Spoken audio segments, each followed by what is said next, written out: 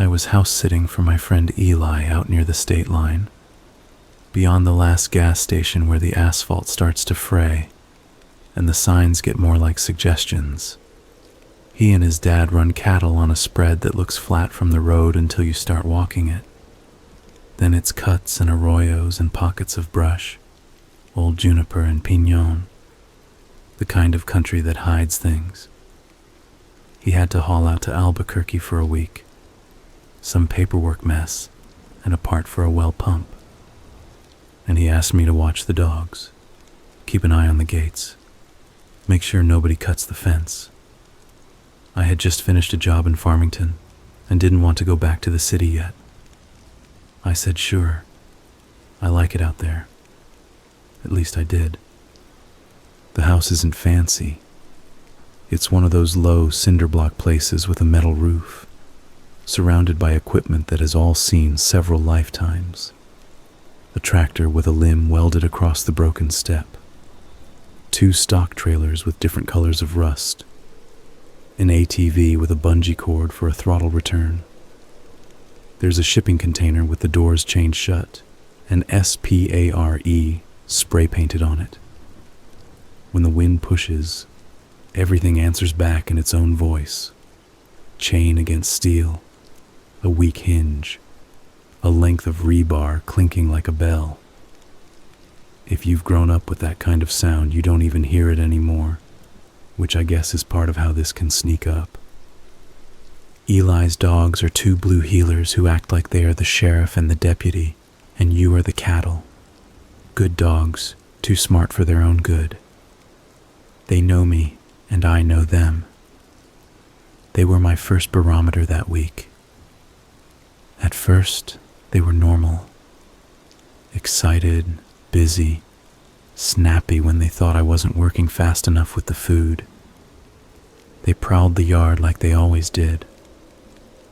I had no reason to think this week would be any different from the others I'd spent there. The first odd thing came that second night, when I heard someone say my name. I was in the kitchen making a sandwich. You know how it is in those houses. One light on, the rest of the place dim, the porch bulb throwing a yellow cone that catches dust and moths. The dogs were underfoot, hoping for cheese. Outside it was that big silence you only get out past town, where even the highway hum is gone. I was halfway through slicing the tomato when I heard it. Simple as anything.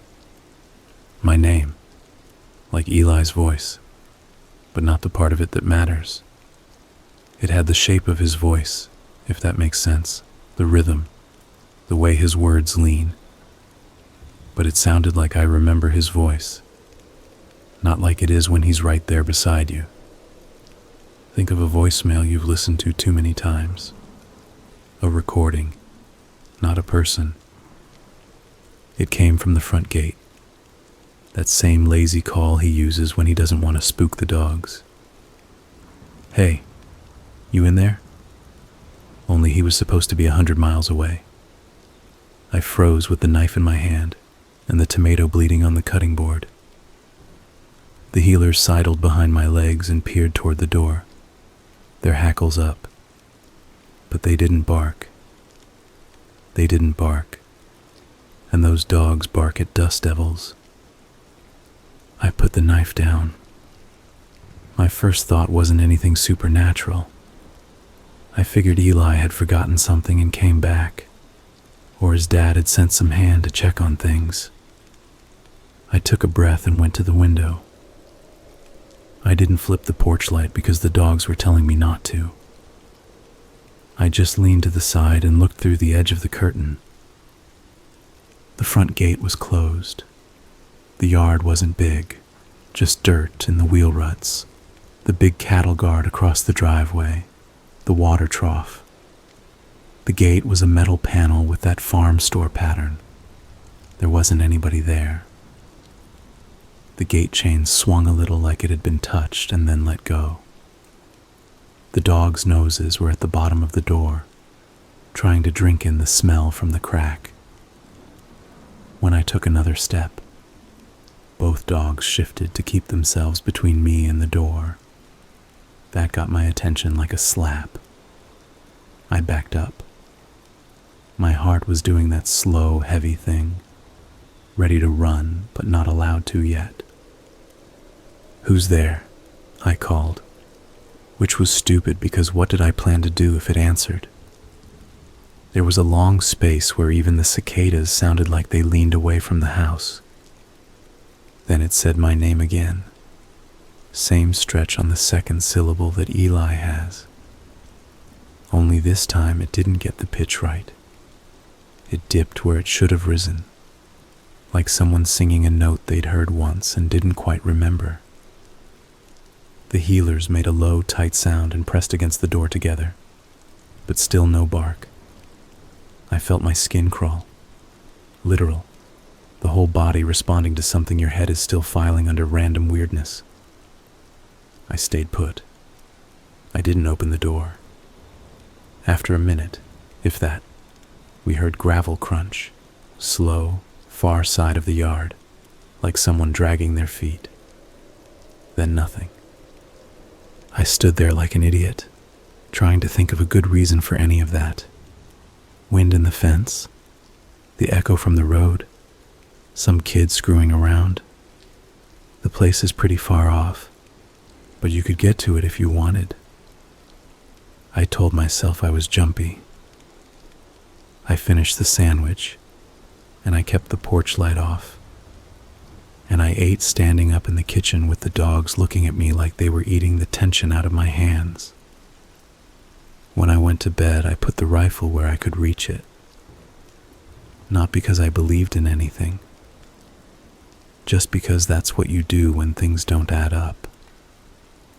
You know how, when something strange happens, you decide it's nothing so you can stop thinking about it. You're not brave. You're just trying to be normal. I told myself I was being normal the next morning when I dropped kibble in the bowls and took the ATV out to ride the fence line. It was dry, the heat starting up early, and the wind with it. I chased a jackrabbit by accident and watched it pour through the brush like water. I checked the north gate, the east well, the draw where that old white steer always used to lurk. Emails from town don't get to you out there. Your phone is a paperweight. That's another thing I like about it, or liked. You're alone with the work. The work makes sense. At the west corner, by the dead cottonwood where the wire always slacks, I found the second thing. Someone had laid 3 feathers across the top strand of the fence. Not tied, just placed. They were corvid feathers or maybe turkey. Black, flat, wide, with a slight oil sheen to them. They were set at an angle, not even, like someone with clean hands had tried to be neat and couldn't quite. I looked for prints and found only my own boot tracks from the last time we fixed that section. There were coyote prints in the dust where they come and go under the sag, but those were old, edges rounded. Nothing else. I keep my mouth shut about most things. I took my phone out even though it didn't have service and took a picture anyway, like the act itself would pin the sight down so it didn't roll around loose in my head. Then I picked the feathers up and dropped them on the other side of the fence, because I didn't know which superstition applied, and I didn't want to pick the wrong one. Then I tightened the wire with the come along and moved on. At the house again, I put water in the dog's tub and set out the trash to haul later. I was half thinking about oil changes and parts, and half hearing the sound from the night before, saying my name in Eli's shape. I didn't hear anything that afternoon besides the normal pins and needles of the place when it heats and cools. I didn't see anyone. That night, I fell asleep with the fan on and the window cracked and the dogs snoring together like it was their job.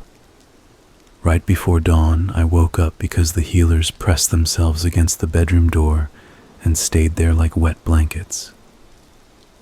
I don't know what sound did it. Sometimes it isn't a sound. It's the absence of the wrong sound. I lay there and listened for something to tell me which way to think. Then I heard breathing at the crack of the window. Not the human kind. Slow and wet, with a whistle in it, like a big animal with a chest cold. The healers raised their heads at the same time, twin lines from ears to tail. I didn't move. It breathed again. The window screen is old and loose. I could feel it tremble.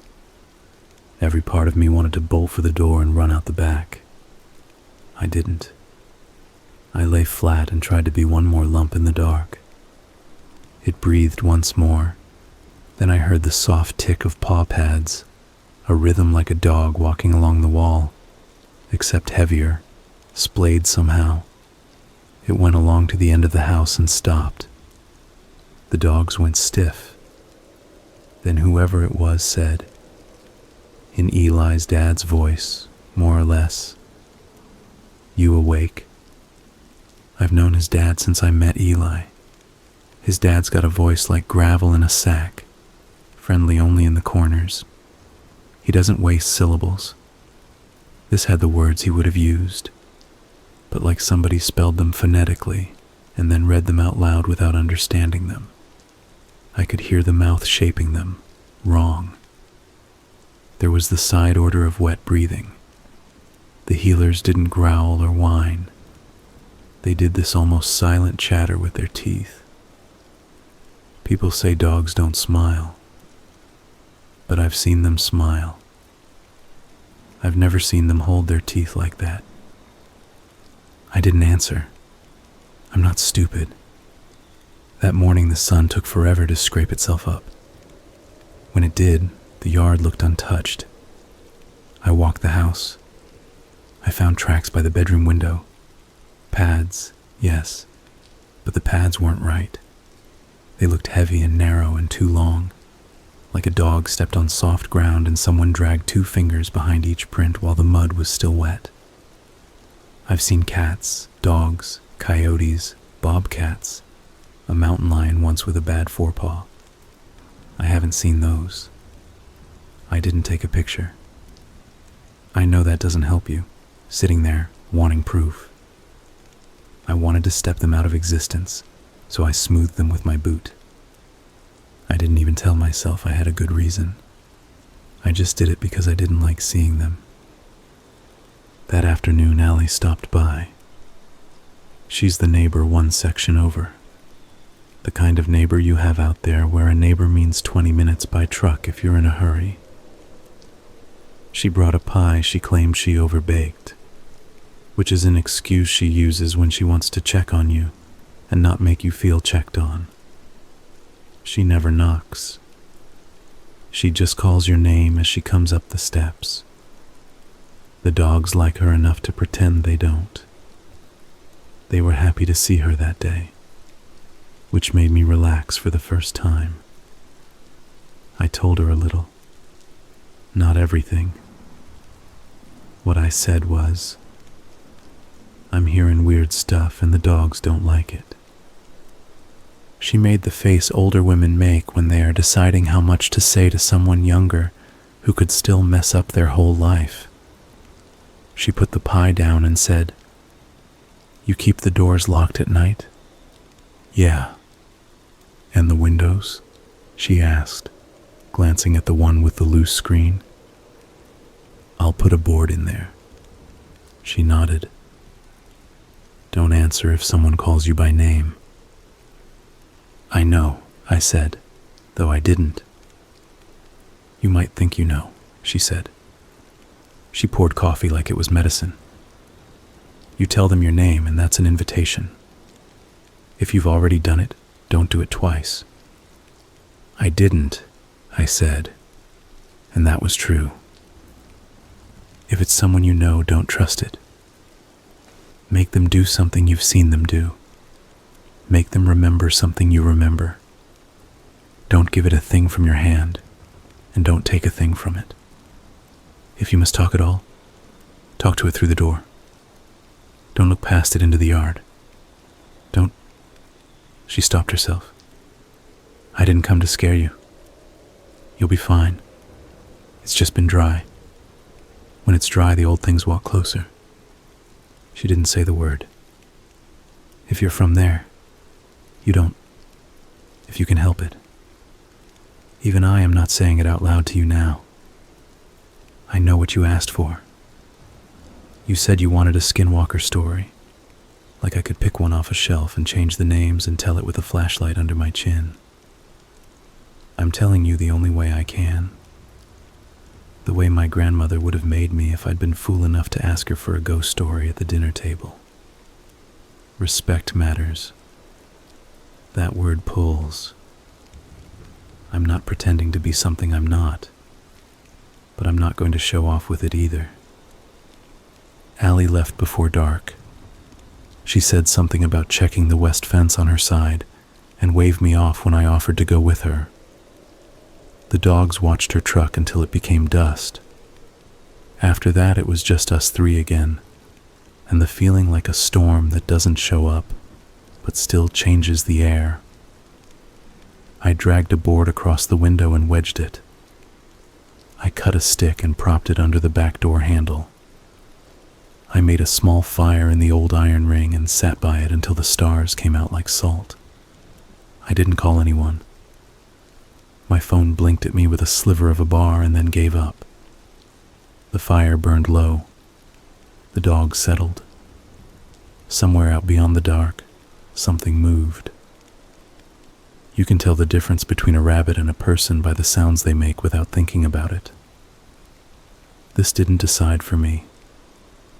It moved the way an idea does, showing up in one place and then in another with no steps between. I went inside. I shut the door, locked it, set my chair under the knob like an old man, which I guess I am in some ways. I lay down on the old couch with one of the dogs under my hand and tried not to listen. I dozed.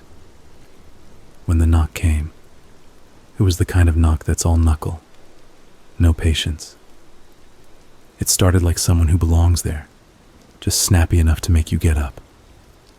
Then it kept going.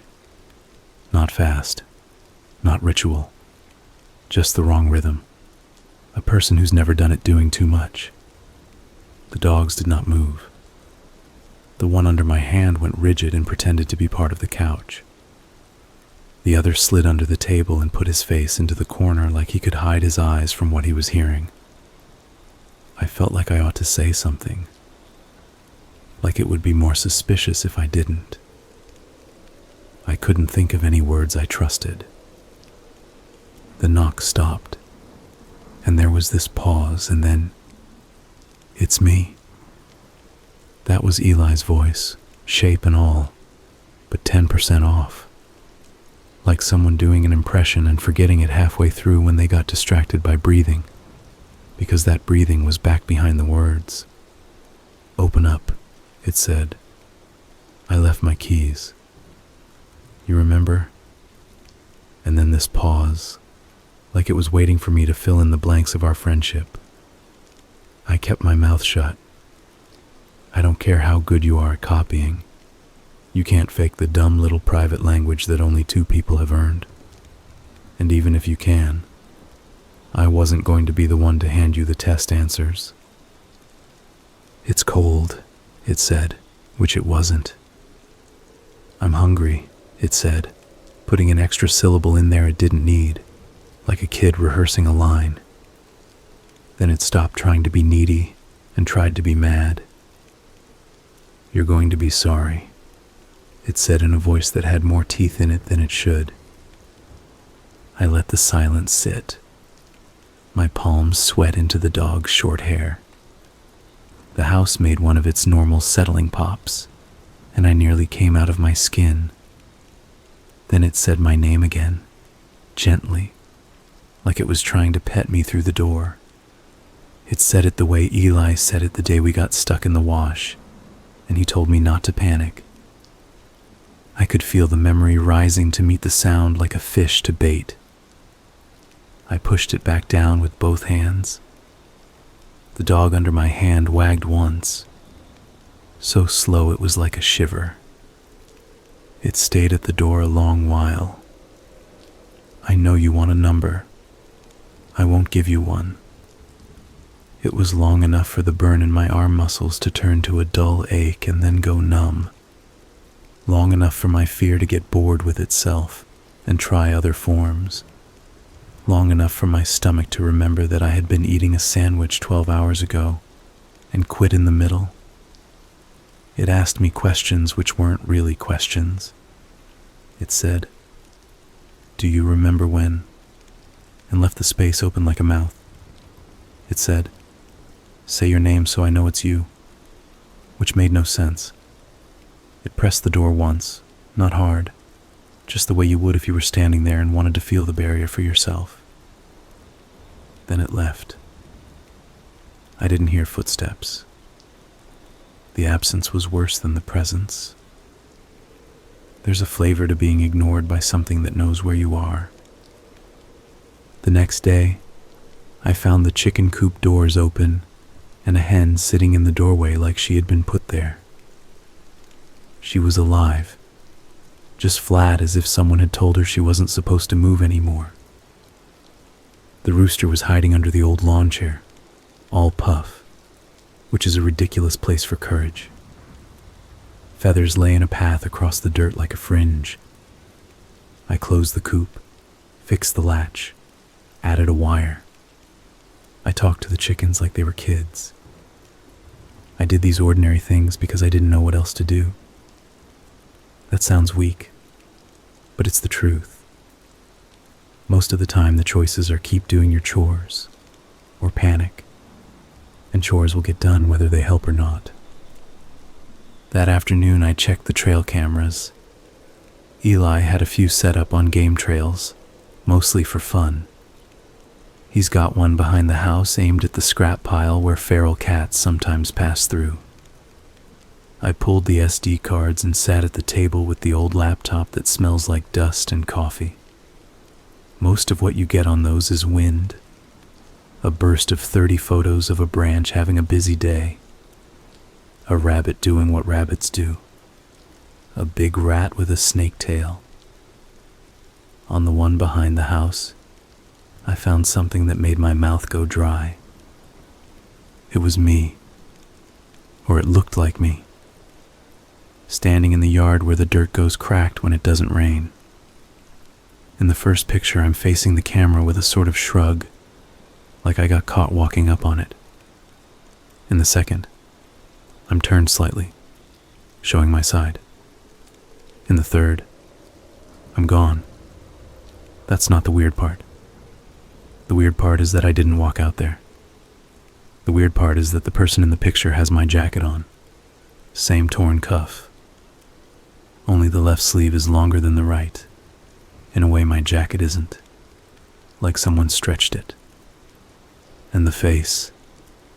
It's my face if you took all the small errand of expressions and packed them wrong. The eyes weren't looking at the camera. They were looking past it like someone listening for something outside the frame.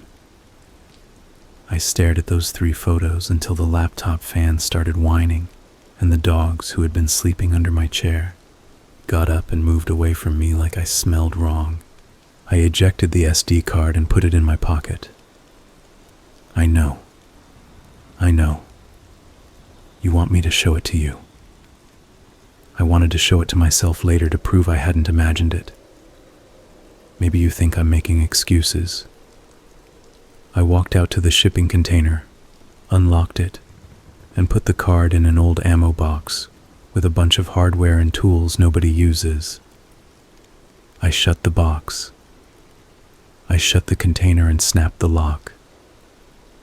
Then I stood there with the metal of it soaking heat through my shirt and tried to remember whether the guy in the picture had the scar above his eyebrow that I got last winter. I couldn't. You think you know your own face, but you don't. You know the way it behaves when you want it to. It came back the next night. Or maybe it didn't leave.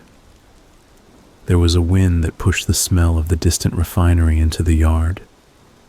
The sky looked close enough to bump your head on. I sat at the table with the radio on just for human voices, not even listening to the words. The dogs had both moved their beds under the table and pretended that was their idea. I had the board braced against the back door and the stick under the knob, and I had the rifle where I could reach it and the shells lined up like little soldiers. I don't know what I thought I would shoot at. I don't know what would happen if I had tried. I know what Eli's dad says about shooting at things you don't understand. He says you should worry less about whether you'll hit it and more about whether you'll make it mad. The knock came quieter this time. It tapped like the door was a thing worth tasting. "Hey," it said in my voice. Not the way I think I sound, but the way I sound on a recording. Wrong enough that the dogs looked up together like a conductor had raised a baton. "It's me," it said. "Let me in." You know that thing where you catch a cold and you hear yourself through your nose? Or you hear a word you've said your whole life and suddenly you can't tell if you're saying it right? That's what it felt like to hear myself calling from the dark. I didn't answer. I wanted to call Allie, but I couldn't make my hands do the steps. The last sliver of phone signal was gone. The radio was just muttering to itself. My skin itched like I had fiberglass in it. "Open," it said. There wasn't any please in it. Then it tried on another voice, one I didn't know. A woman, maybe. It did that thing your uncle does at Thanksgiving where he tells a joke in a funny voice, like voices are hats he can put on and take off. But underneath it there was the same breathing. It couldn't do anything about the breathing. It pressed the door once, harder.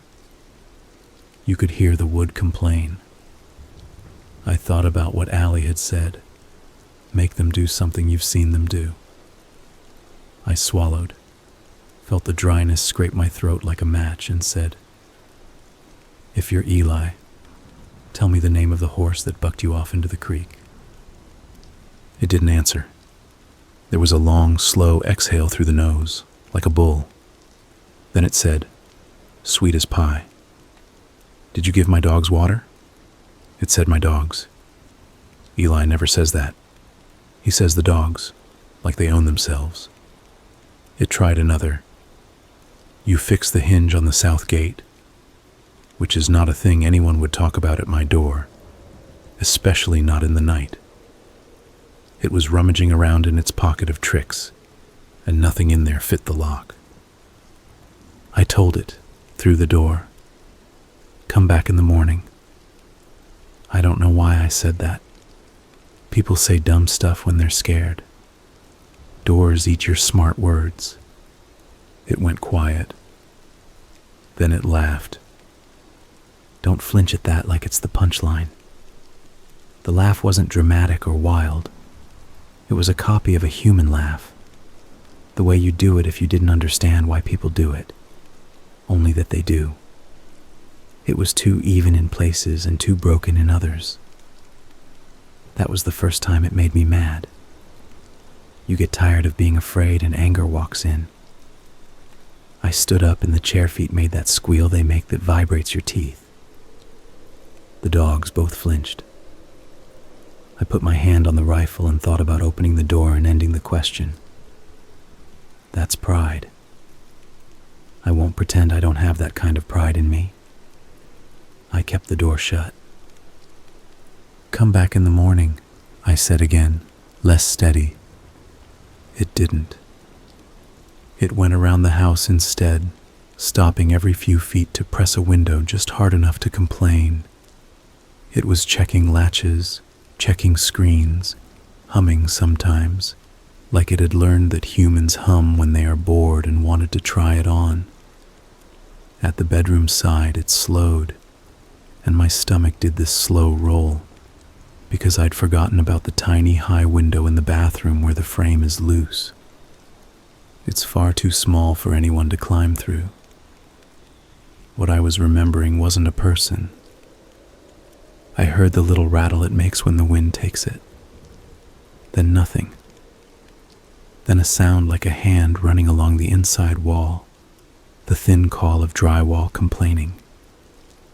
The dogs were both under the table now, pressed so hard against my boots I could feel their bones.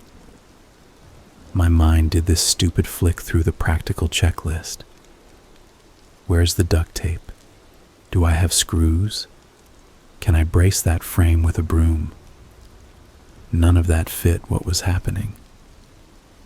Something moved in the crawl space. That's not me being dramatic. I heard it directly under the hall, a weight settling like a man scooting across his belly.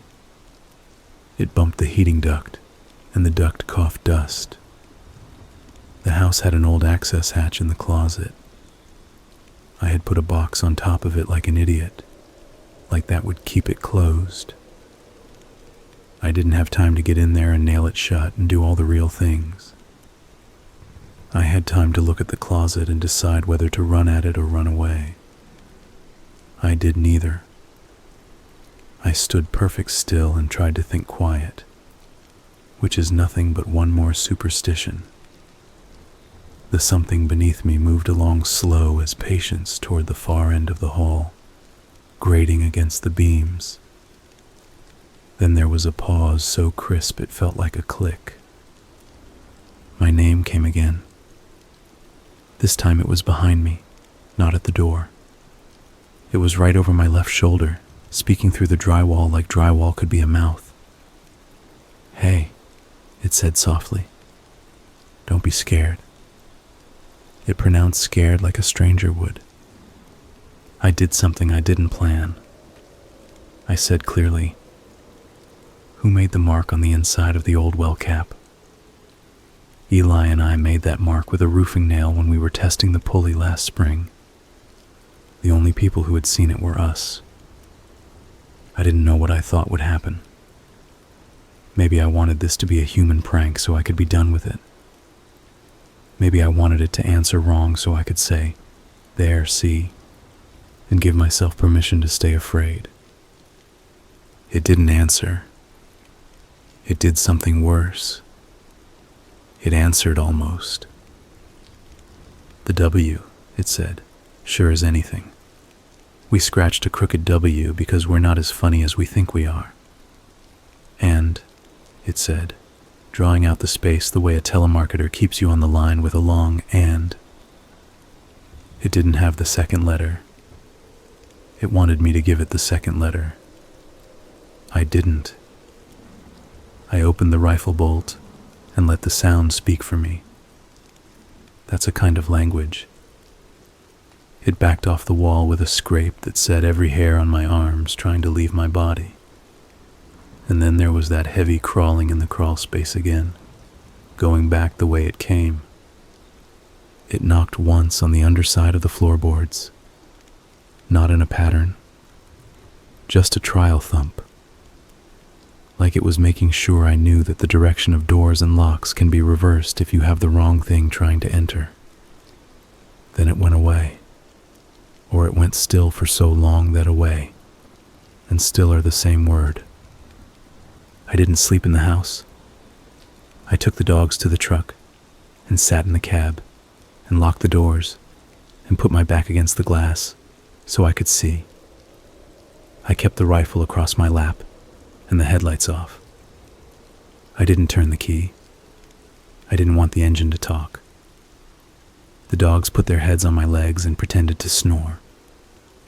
I watched the yard turn from black to colorless to washed orange. When day actually showed up, it made the whole night feel cheap, like a trick. And I almost let myself drop into a kind of angry, shaky sleep. I didn't. I got up and did chores with a smile I wear when I don't want anyone to ask me if I'm okay. Around mid-morning, Allie came back.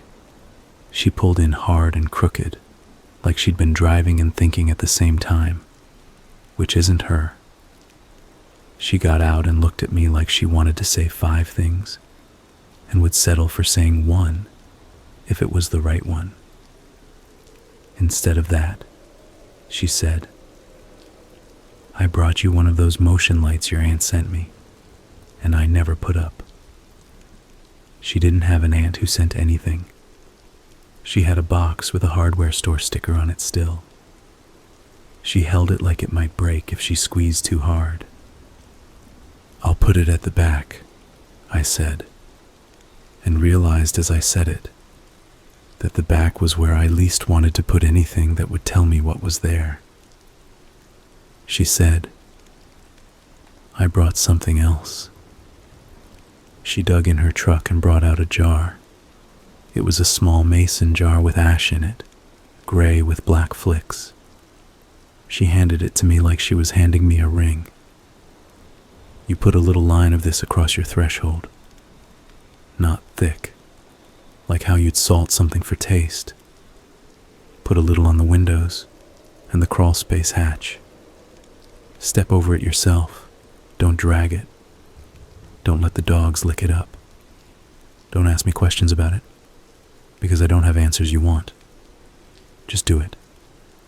If you think you hear your name, you don't.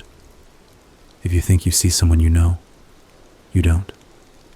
If you think you need to open the door, you don't." I said, "Thank you," and I meant it too much to say anything else. She nodded, then added, like a person who keeps a promise even when she'd rather not, "Don't say its name." "I haven't," I said. "You should leave by tomorrow," she said. "Tell him something came up. That'll make him mad." "It'll keep him alive," she said. "Pick the thing you want to be responsible for." She helped me screw the motion light over the back steps. We didn't talk about anything more serious than where the old stud might be. She left the jar on the kitchen counter like a guest book. The dogs watched her go, then went to their water bowl and punched my leg with their noses until I added more, as if they knew I needed something easy to do with my hands. I made the line like she'd said. I felt foolish and scared and relieved all at once. The ash made a thin gray seam across the doorway that looked like everything I'd ever seen my grandma do in her own way, in her own house, and hadn't asked about because it didn't seem like my business. I did the windows. I crumbled a little over the crawl space hatch. I felt like a kid and a thief and a person caught in the middle of someone else's game. That night, it didn't knock. It did what a cat does when the mouse won't come out. It lay down. You can feel attention when it's pointed at you. It's like heat. It had all the time in the world and no place else it wanted to be. It stood at the edge of the yard where the motion light couldn't quite catch it, and if I looked too long, the light would spit itself on and show me nothing, and then hiss off again. It whistled, not a tune, just air between teeth. It made the sounds your friend makes so you'd look up and say, "Hey," without thinking. I didn't. It said my name twice. Then it said, "I'm thirsty." Like if I had any human left in me, I'd open the door and hand a glass to a thirsty thing. I sat on the floor with my back against the front door and counted backwards from 1,000 in my head, not to a beat, just as a way to make a wall. At some point, the dogs decided to behave like there wasn't anything happening. That's what saved me. Watching them be normal made me normal too. I think that's what it hates about dogs. They're not there for the performance. They just know which side of a door they should be on. Around the time the moon was high, but you didn't want time, so I'll just say when the dark had thinned a little, There was a sound like someone shaking the jar of ash and tapping it gently against the step. Then a low, dry breath that ran along the entire line like a hand smoothing sheets. Sometimes you can feel with your ears. I could feel it touch the gray seam and pause. Then it laughed again. But this time, in the middle of the laugh, it made a sound it didn't mean to make, like the noise of a bone rubbing where it shouldn't. It wasn't a human sound. It was an animal with its mouth full, trying to sing. That did something to me that all the words hadn't. It reminded me that it wasn't trying to be a good copy. It was trying to wear us as clothes. I whispered, "Not tonight," which is nothing. But it helped me. It moved away, not like a person walking, but like the night itself shifted its weight. The motion light stuttered again, off on off, as if it had been told to look at everything at once. The house stopped holding its breath. I didn't sleep. I counted backwards again. Somewhere in there I reached 0 and kept going, then started over without noticing. The dogs both slept and dreamed, paws twitching in some good place where they were chasing something they'd never catch and didn't have to. Somewhere birds woke up and asked each other simple questions they could actually answer. In the morning, my phone found a bar and a half, like a favor. I called Eli. He answered with, "Hey man." And within that, I could hear 100 normal troubles. And I love those troubles like they were water. "How's it going?" he asked, tone casual, the way you ask if a friend needs anything without acting like he does. "You should come back," I said before I could decide how to say it. I heard my voice, and it had a shake I didn't recognize, like the wrong copy of me was trying to get in, and I was shutting the door on it. "Or let me leave and you come back when you can. I'll pay you for the gas." "That bad?" he asked. "It's not a job for one person right now," I said, which was the truest thing. Allie brought over a light. She said. I stopped. Saying what she said felt like telling secrets to the wrong ear. "Yeah," he said, understanding too much. "Dad's going to be mad about the light." "He can take it down when he's here," I said. "I'm just doing..." I didn't finish. I think he heard anyway. "I'll be back tonight," he said too fast. "There's a delay here, but I can leave anyway. Lock up. Hang on." "I will," I said. And we hung there in that dumb human way where you don't know how to end a call you don't want to end. "Be careful," I added. And he said, "You too." When the line died, I wanted to cry with relief like a kid, because I had this dumb thought. If I could just hold on until he got back, the math of the place would change. 2 people versus 1 thing. A witness besides dogs in the inside of my head. That evening, he didn't come by. There was a wreck on the highway, I learned later, and he sat 3 miles from the exit while trucks steamed around him and the sun went down. I did the night again without him. I won't give you a blow-by-blow. It was like the other nights, only longer. It didn't knock. It didn't call me by name like it had at first. It sang a little. It tapped the glass. It tested the ash lines like a student testing an answer key. It tried out my voice, and then let it go like a toy that no longer entertained it. It made me want to run until I couldn't run anymore. And then, when I was tired enough, it tried kindness to see if maybe I had that door in me.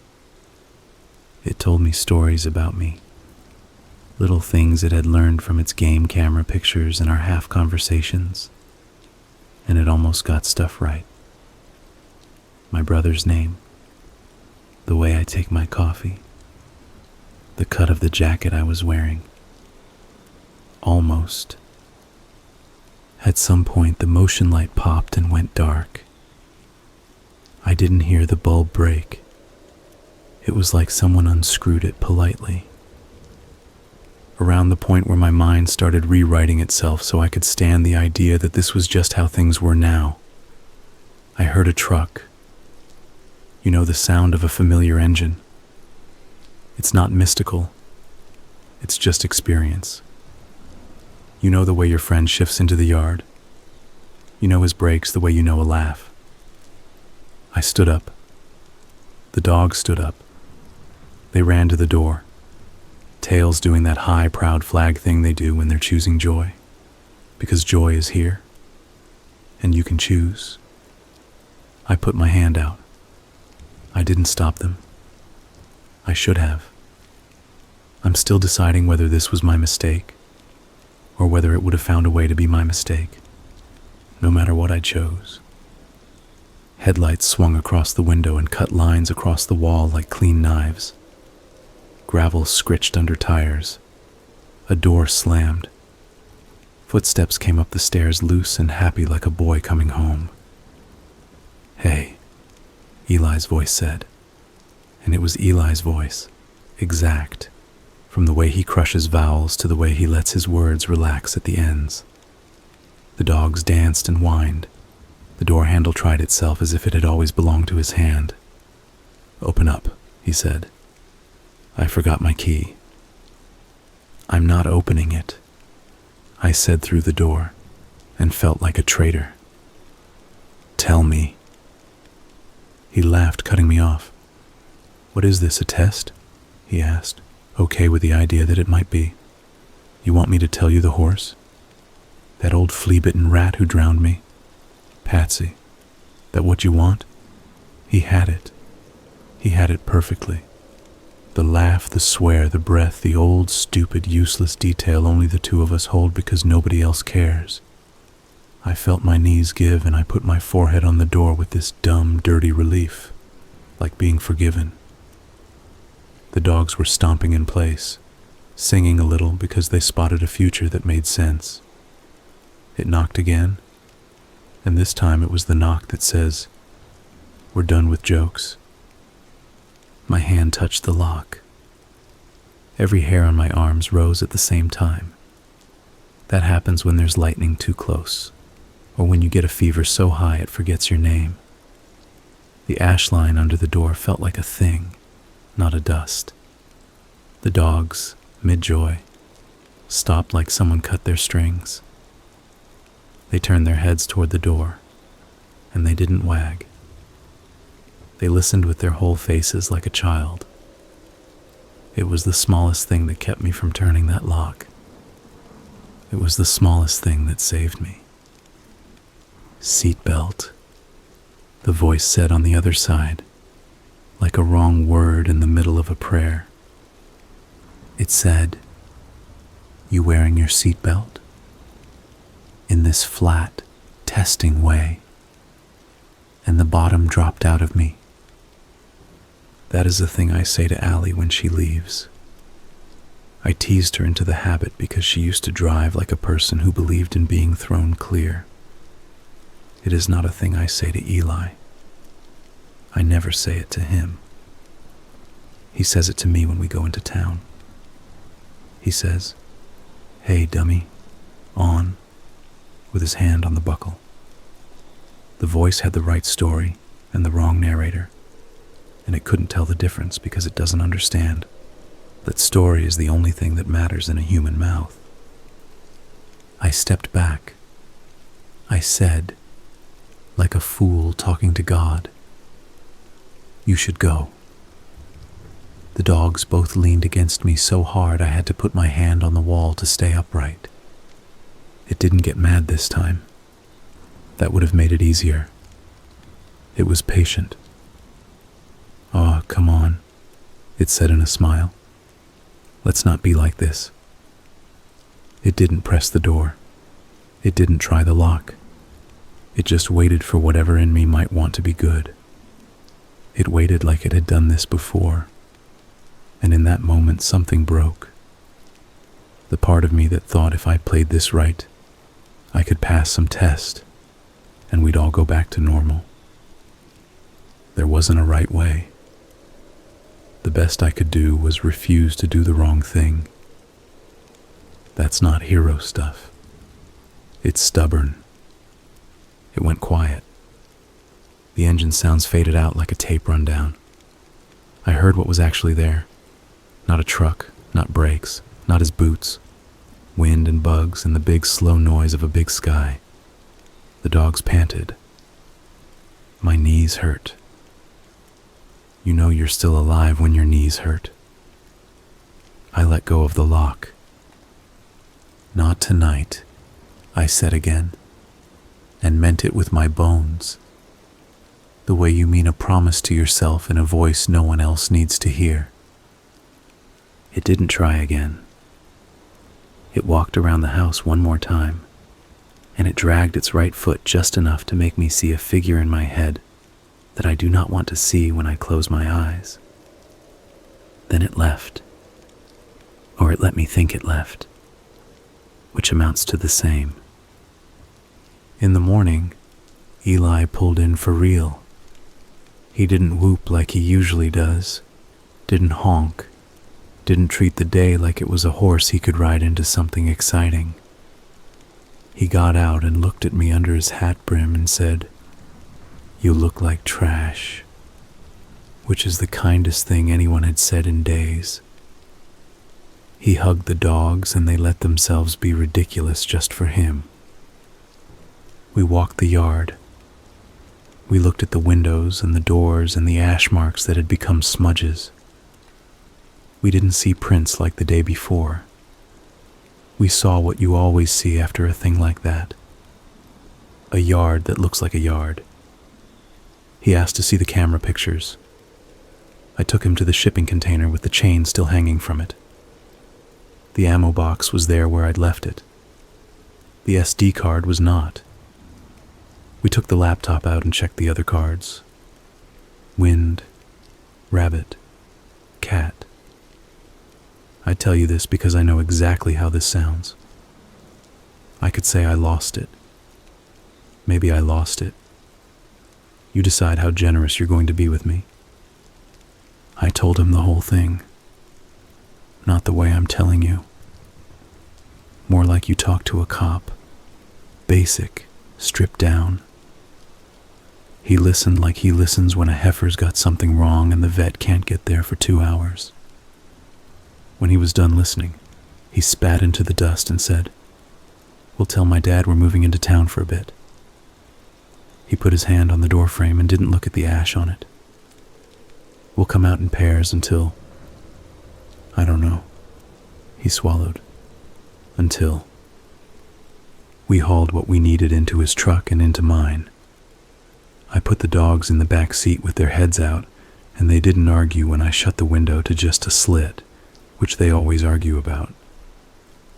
Eli went back inside to get something he thought he'd forgotten, and I stood by the truck and felt a coolness in the heat, like a mouth breathing on the back of my neck. I didn't turn around. You don't have to look at a thing to know it's shaped like the absence of a human. The dogs put their noses together and made a tiny sound. When Eli came back out, he looked at me the way a man looks at a friend when he's thinking about how he would tell their mother if he had to. "You okay?" "Let's go," I said.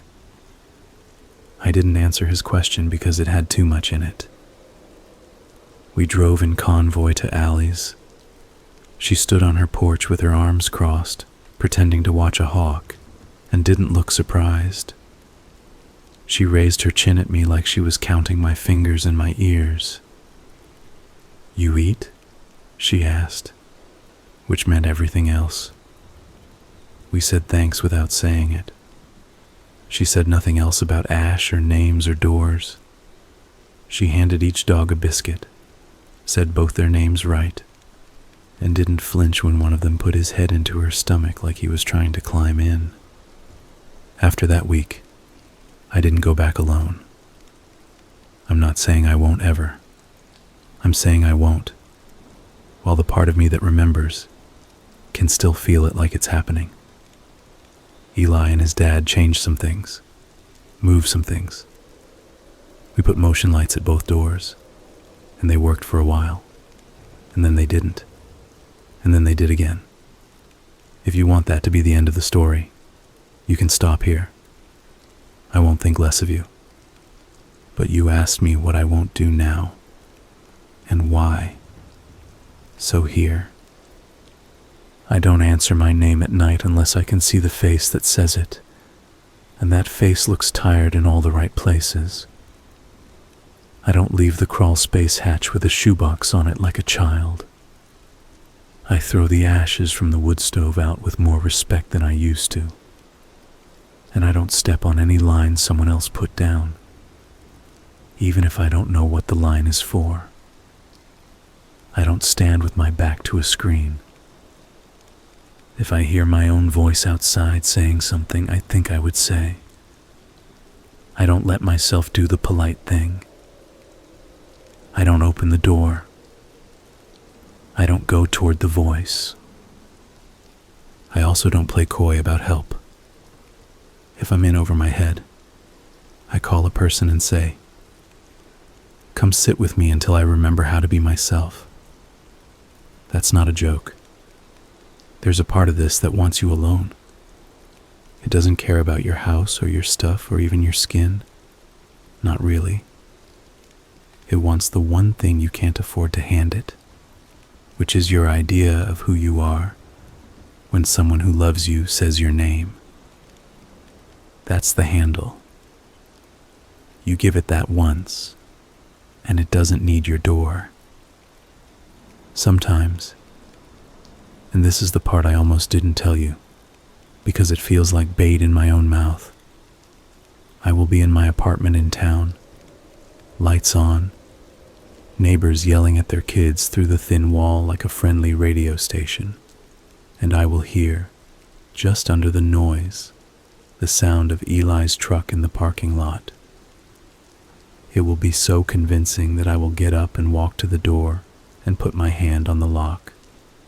And at the last second, I will pause with my forehead on the wood and wait. And it will say, light as nothing, seatbelt, like it's trying the story one more time, in case I've forgotten who says what to who. Then I'll take my hand back and sit down. I will text Eli and ask what he's doing.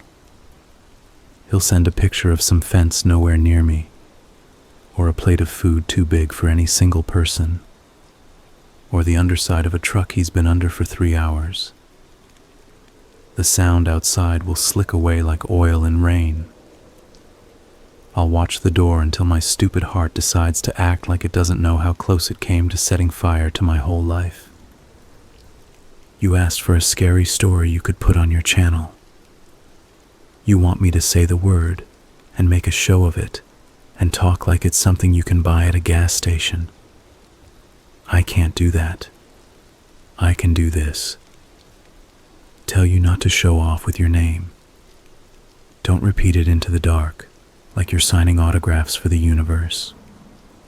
Let the people who love you use it, and be stingy with everybody else. You only get one. And when you're sitting somewhere where the wind can find you, and it is late enough that you start letting the world explain itself in ways that sound good, and something outside moves like an idea instead of a thing, sit still. Don't get up just to be polite.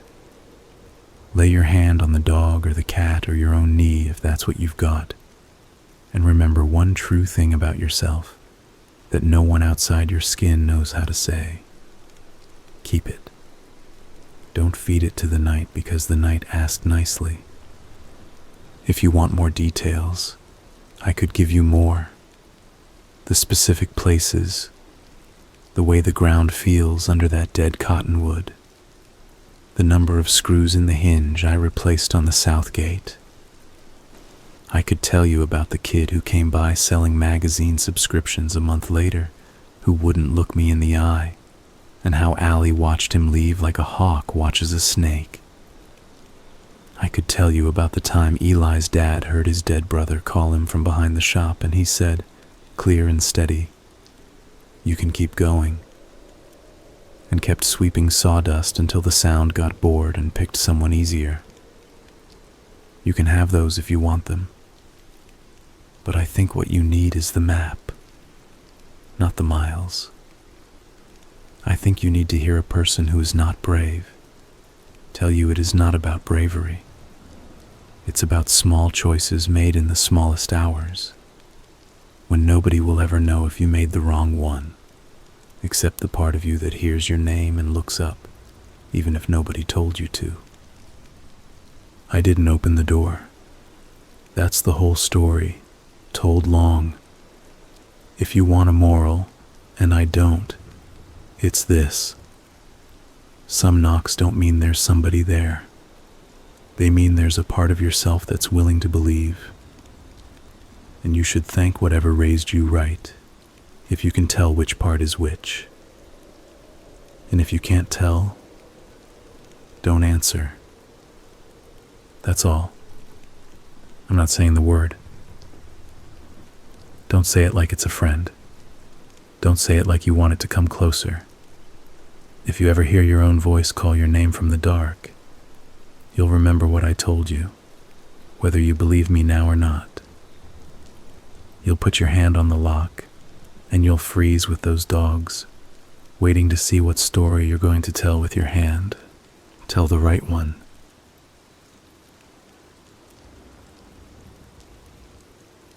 I've done this a while. I've zipped people into bags and unzipped them when nobody else can manage to look. I've shaved men who reminded me of my grandfather and glued a teenager's lip back together because her mother wanted to kiss her on the forehead one more time. It's a job. And then sometimes it's not a job. It's like a room that looks normal in daylight, but at night, your eyes start picking out shapes that weren't there. I work in a little funeral home on the edge of town. It's a brick rectangle with a fake column porch, the kind you see attached to strip malls. From the parking lot, you wouldn't guess there's a prep room behind it with drains in the floor and cabinets that lock. Our cooler is a 3-bay unit that rattles when the compressor kicks in. Every funeral home is basically the same. You've got the front room with carpet too soft for real floors, a chapel with chairs and neat rows, a break room that smells like burnt coffee, and the back hallway where people who work here move in and out quietly with stretchers and paperwork and expressions that don't alarm the living. When I started, the owner was a man named Hart. Everyone called him Mr. Hart, even after he told me to knock it off. He had a way of standing very still when families talked, holding his hands in front of him so he wouldn't fidget. Families trusted him because he remembered names, and because he could talk about fees without using the word cost. He'd say, the investment for the casket, and selections, instead of what we can afford. When he was out front, I stayed in back. That's how most places do it. Some of us are better with the dead than the living. I'll tell you about one person, and through that, I'll tell you about everything else.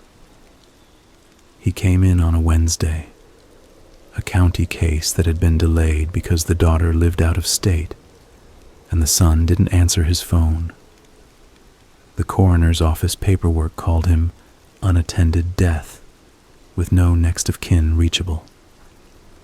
He'd been in his house for longer than you want to think about. Someone noticed the mail. It always starts with the mail, or a dog barking for days. The first responders did what they do. Then he went to the county cooler, then to us, because the daughter finally called and said she wanted him presentable. That word means a lot of work.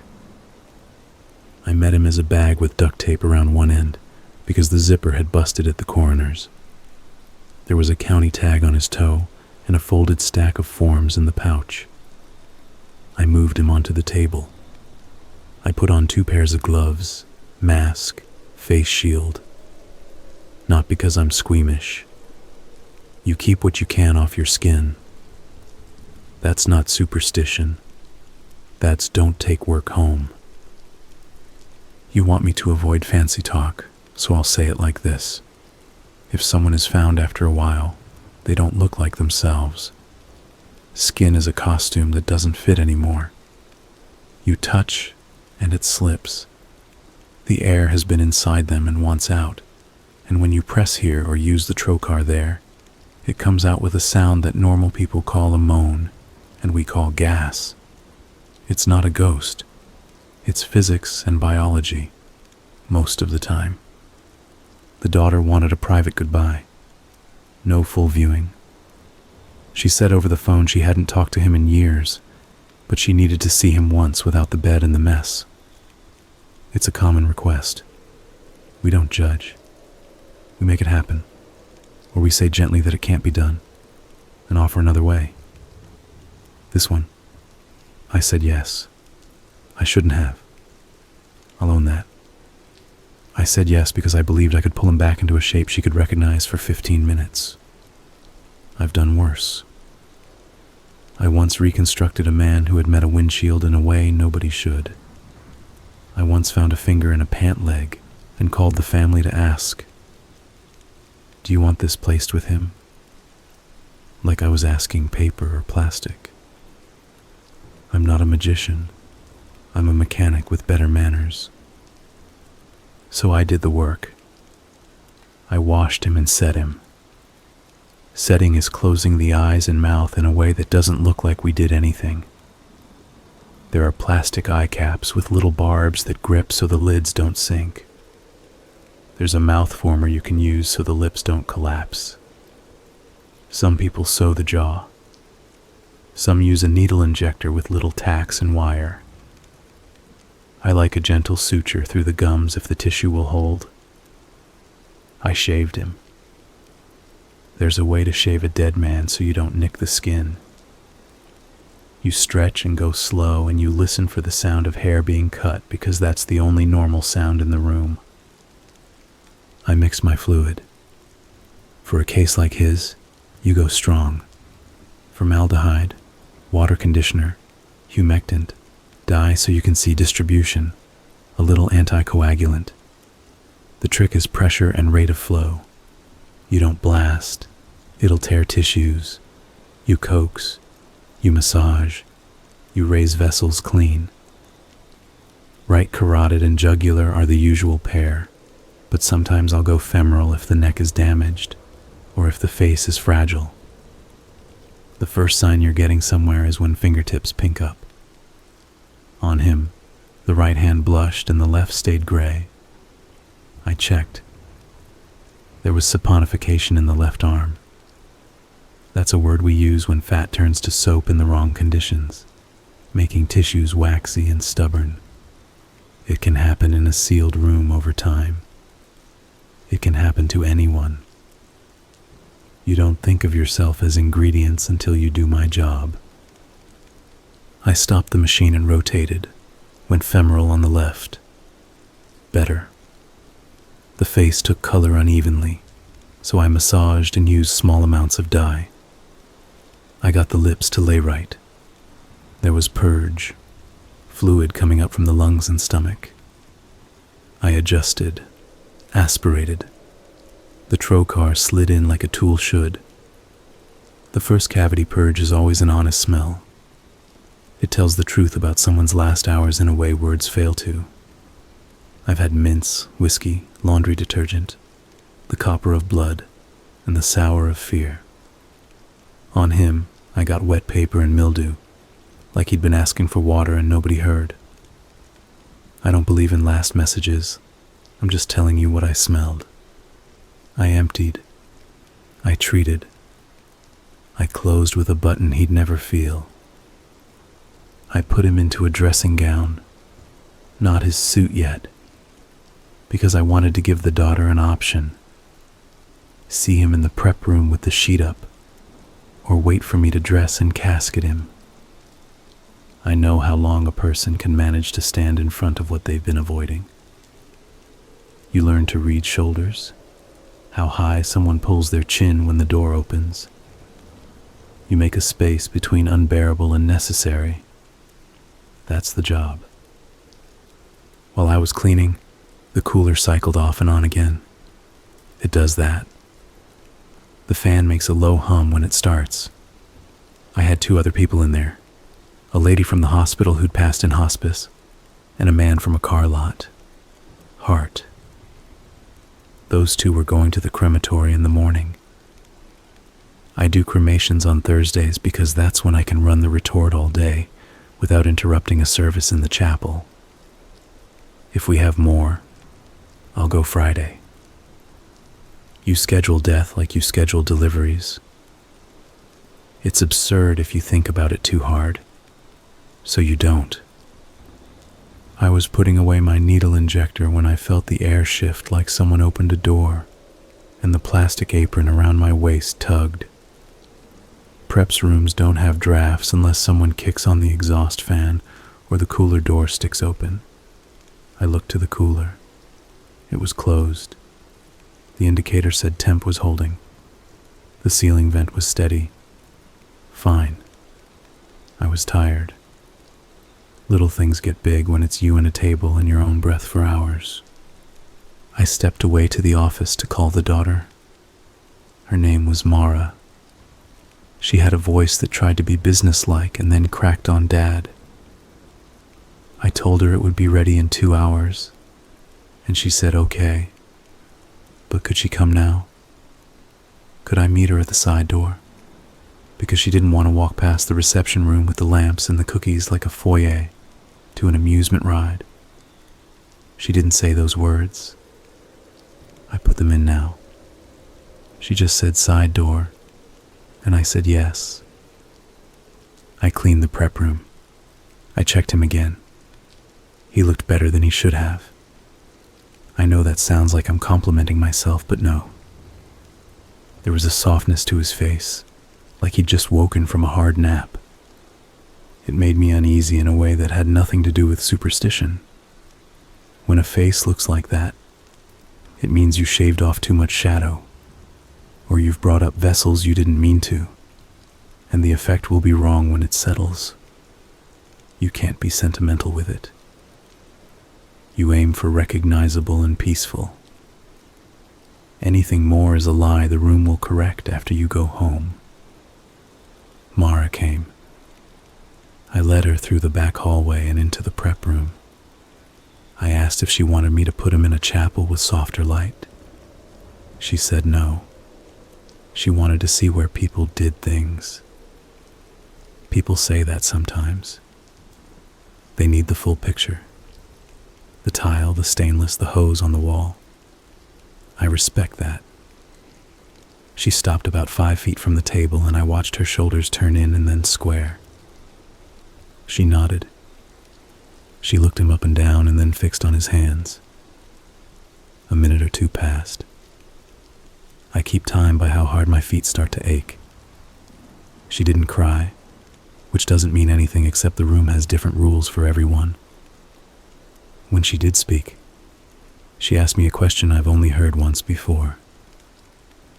Do you get used to fixing what other people break? I said I don't think of it that way. She said, he did. And then she told me about a basement.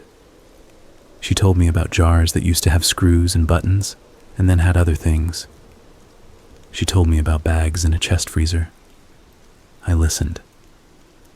When someone says bag and freezer, part of my head runs through checklists. Were the police ever called?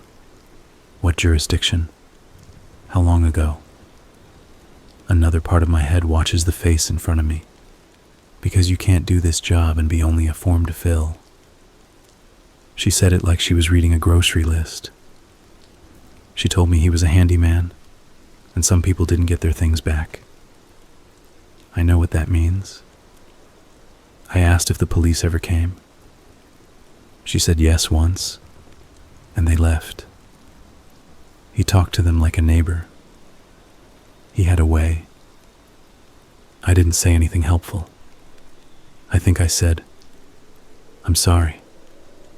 It's what you say when you know the person doesn't need advice, just room.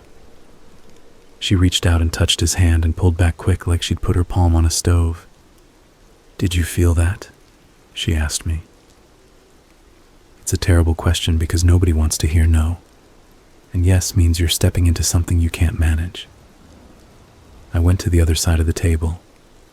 I laid 2 fingers against his wrist, cool and firm and still. Nothing. I didn't tell her that. I said, "What did you feel?" "Like when you touch a battery the wrong way in the winter," she said. "Static." It could be static. It could be anything. Her body was full of chemicals. You are too. Stress makes sweat different. It dries quick. It stings. That's not a supernatural explanation. That's just what it is. I changed the subject and asked if she had clothes for him. She did. A shirt with a faint pattern, slacks, a belt polished in one spot by years of habit. She didn't want a tie. He wasn't a tie person, she said, and then she left without kissing his forehead. After she went, I should have locked up and gone home. I didn't. I dressed him. I put on the shirt and slipped one arm in, then the other, rolling left, rolling right. A motion that makes you feel like you're dancing with someone, and they lead by not resisting. You learn tricks. Cut up the back of the shirt and tuck the seam so it looks right in the casket. Use pantyhose to hold arms if ligaments are weak. Tiny bit of wax and powder under a beard where a bruise won't cover. I did all of that without thinking. Music in the break room murmured through the wall because the radio was left on. Oldies station. I don't pay attention to songs. They go through me. When I was pinning the collar, I saw writing on his neck. At first I thought it was another mortuary tag mark, like the coroner's case number stamped with a marker. But it was too neat for that, and too pale, like someone had traced through the skin from the underside. The letters were there in a faint seam line under the right jaw, just behind where the ear meets the neck. I leaned in. My eyes aren't what they were, so I pulled the work light closer and tilted his head. I saw a string of letters and numbers. They looked like the kind of code you see on equipment. Letters, then dash, then 4 numbers. I've seen medical implant serials, pacemaker IDs, even no autopsy tattoos. This wasn't that.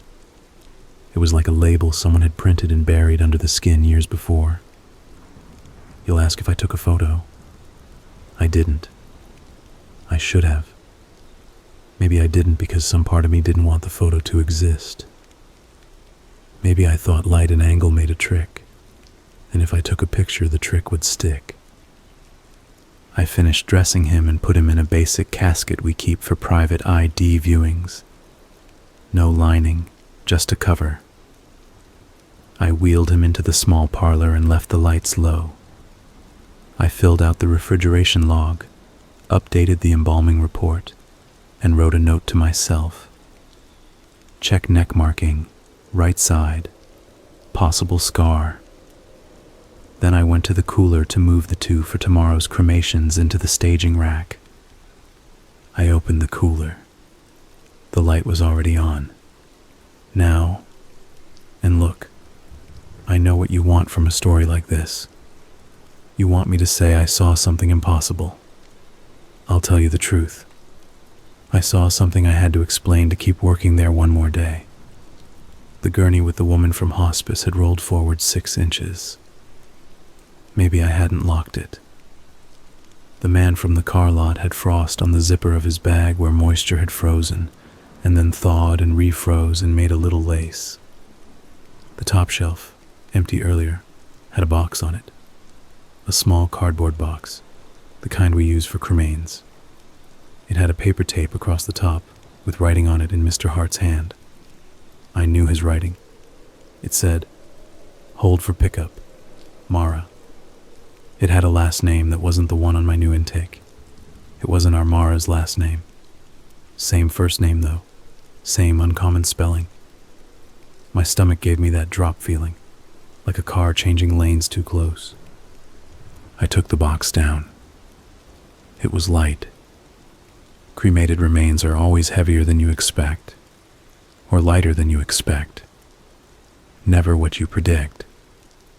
This was light like someone had filled it with those peanuts they used to use in shipping, like air that smelled like a dusty attic. I don't open boxes that are sealed unless there's a court order or a paperwork mismatch I can't reconcile. I didn't open it.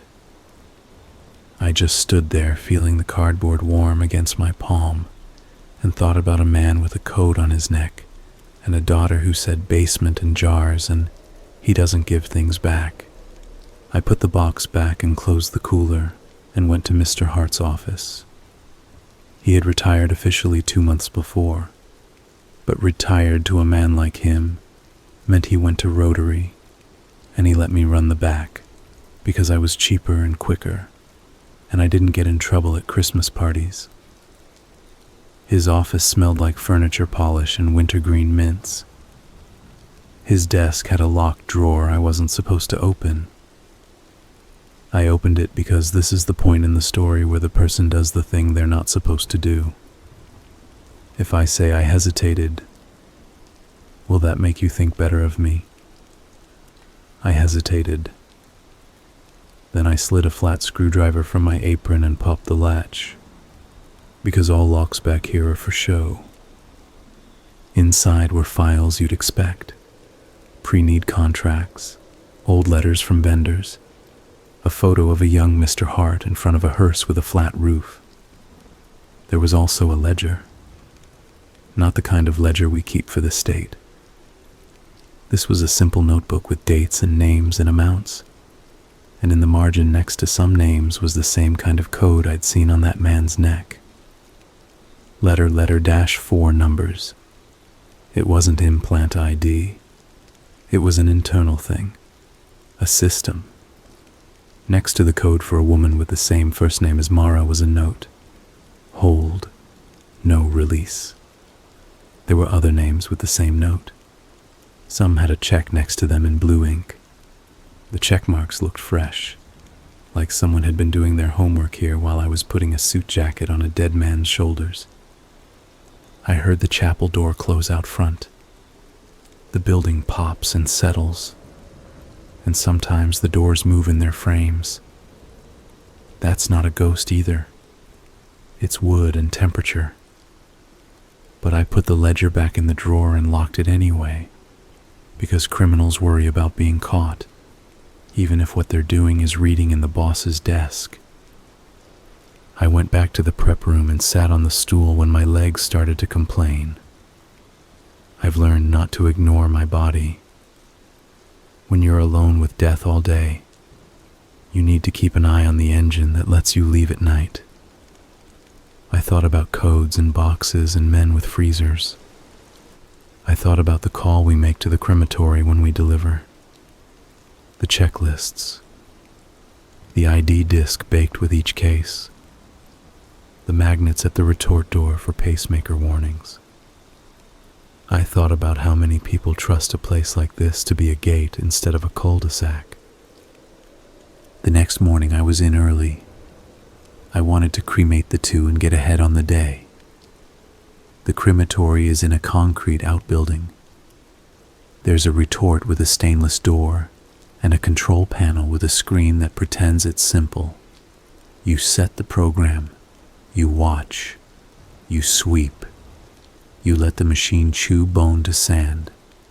You sift for hardware and place that in a bin. You place what's left in a processor that grinds just enough to make the pieces uniform.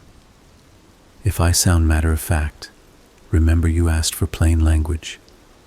There's reverence in how you do it, even if I don't describe reverence like poetry.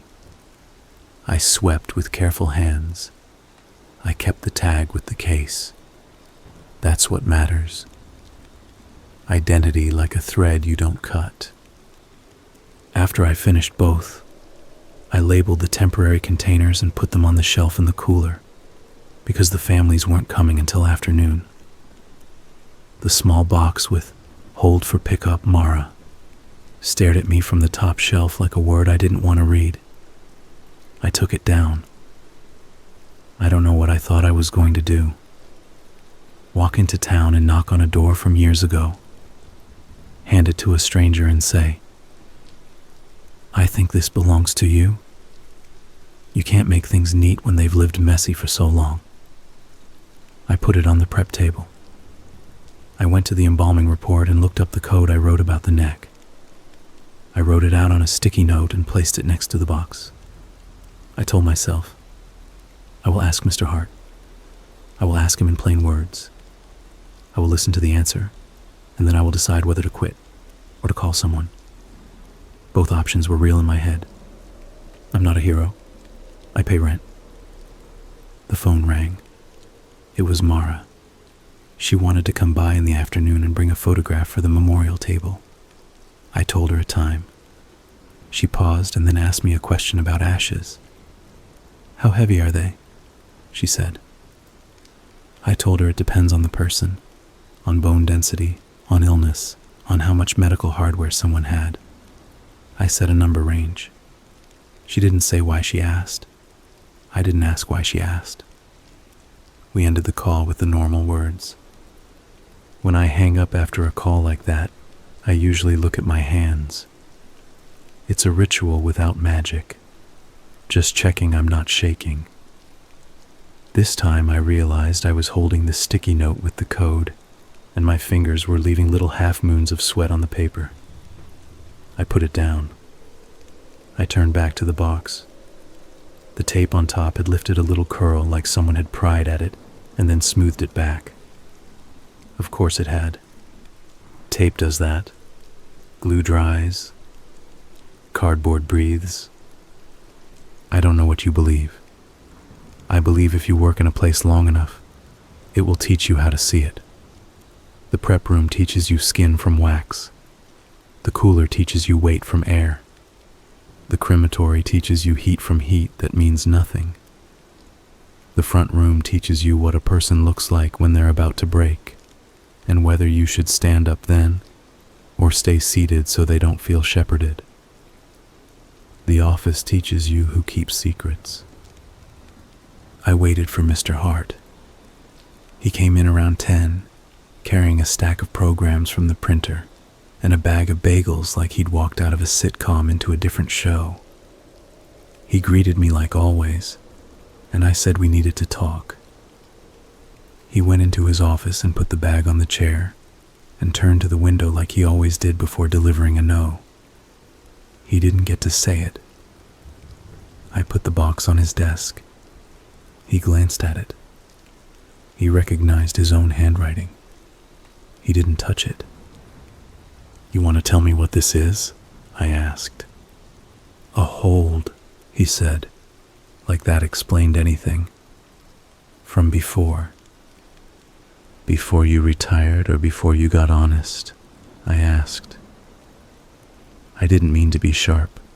It came out anyway. He sat down. He rubbed his forehead with his thumb like a man in a commercial who hates synthetic lemon smell. "You've been in my drawer," he said. "Yes." "You've been in my cooler." "It's my cooler. You left. I'm here with the families and the machines and the air filters. If you've got a system, I need to know the rules. I won't risk mixing something." He closed his eyes for a second. When he opened them, he didn't look angry, which scared me more. He looked tired. He said, "There are some things people don't want." "You mean ashes?" "Sometimes."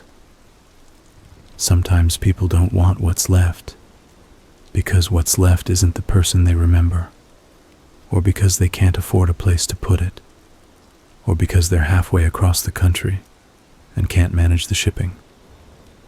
Sometimes they tell you they'll be back, and they don't come back. Sometimes they pay for a service and ask us to scatter, and the weather's bad, and then next week is worse, and then you put the box on the shelf, and time stacks on top of it like snow. You work here long enough, you're a storage unit for the parts of grief people can't carry. That's a lot of words, I said, and none of them explain why there's a code under a man's skin that matches your ledger. He didn't answer right away. He leaned back in the chair and looked at the ceiling. I thought about leaving. I didn't. He said, "People asked me to do things. Not illegal. Not at first. They asked me to keep things separate. They asked me to keep things quiet. You know that trick with the ashes? How you can't tell by looking in a box if it was one person or two?" He waited to see if I'd nod. I didn't. He kept going. I kept them separate. Always. I told myself that was my virtue. But sometimes people asked me to hold until someone else could pick up. Sometimes that someone else never came. Sometimes someone else came and it wasn't the person who paid. We're a little place. We don't have the staff to sit on the phone for months. I put codes on the ledger so I wouldn't mix the promises. You put the code on skin, I said. That's not a ledger. He looked at me like I had tugged on something behind his eyes. I didn't. I believed him more because he said it without drama. Then who did? "We got a man years ago," he said. "Funny little man with a bad suit. He came in with the county one day to observe our process. Said he was a consultant. He watched. He asked about ID. He asked what we do if families don't come back. He asked hypothetical after hypothetical, and then he left. What's that have to do with?" He came back alone at night one time when I stayed late. He tapped the glass with a pen and asked for a particular case by name. Different county. He said he had permission. He had papers I didn't recognize. He had a tone that made me say yes, because saying no felt like stepping in front of something. I brought the man out. He put on gloves like he didn't know how. He looked for a mark at the base of the neck. There wasn't one. He frowned. He said, "The coder got lazy," and he left without saying goodbye. I let the silence stand. The building settled again.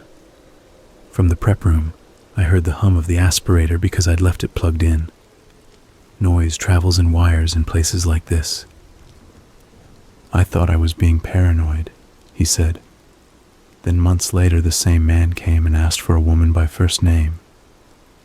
Not last, only first. And he knew she had been unclaimed. It felt like a neighbor asking for the spare key you forgot you gave him. What did he do? Nothing. He didn't touch them. He looked for a mark. He left when he didn't find it. You didn't tell anyone. Tell who? The police? They'd think I was telling a story, so I didn't have to admit to a mistake. The state board? They'd ask for a number he never gave. Why the codes in the ledger then? I asked. Because after that, when someone sat across from me and asked for things we don't do, I wrote it down. When someone asked me to hold a case without paperwork, I wrote it down. When someone asked me to cremate without ID because it's only an urn, I wrote their name and I told them no. The codes are mine so I wouldn't forget the promises and the refusals. Then why is there a box labeled for a first name you recognize? He exhaled. Because she called years later. Because she asked me if I still had her mother. Because she was crying and I said yes. Because I went back and found we had scattered as requested, and I didn't want to tell her she had nothing left. So I wrote that on a box, and I meant to put a letter inside with the words I couldn't say. Then the phone rang, and then a family came in, and then another. He waved at the building like it was a tide I was too young to have learned. Now I come in and see one more thing I left, and I go home and tell myself I'm still a decent man because I can call a stranger by their first name from memory. I didn't know whether to hate him or pity him. Both are heavy. I picked up the box. It made no sound. There's a man in our chapel with a mark on his neck that shouldn't be there, I said. His daughter told me about a freezer. If someone comes here and asks for him by first name, what do you want me to do? Close the door, he said. Make them make a call. Make them put something in writing. Make them leave a footprint we can show someone later. You're assuming there's someone to show. He didn't answer. That afternoon, Mara came with a photograph. Her hair was wet from rain that wasn't supposed to be in the forecast. She walked past the hallway with the soft carpet and into the small parlor without touching the door frame. She looked at her father the way people look at a cliff and try to gauge if they'd survive the fall. She put the photograph on the table. A picture of him holding a fish. He looked ordinary. That's the saddest part of most pictures. She straightened the frame and then she turned to me and said, "If we cremate, do I have to be there?" "No," I said. "You can be. You don't have to be." "What happens if I'm not?" "We take him to the crematory. We put his name on the schedule. We put a metal disc with his case number in with him that won't melt. We process what comes out and place it in a temporary container unless you brought an urn. We put the disc in with the ashes. We label. We call you." "It sounds like laundry," she said, and I didn't argue. She took a breath. "Do you ever find things? After?" "We find hardware. Screws, staples, sometimes coins if someone swallowed them. We save the metal and send it for recycling to the company the county uses. We keep pacemakers out beforehand because they explode." "What about teeth?" she asked. "We don't pull." "Dentistry was supposed to happen before." She nodded. The nod said she had other questions she wasn't going to ask.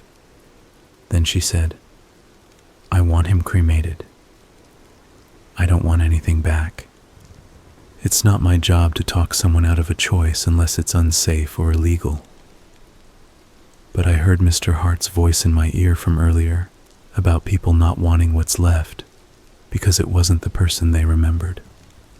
I also had a box with a name on it and a man with a mark on his neck.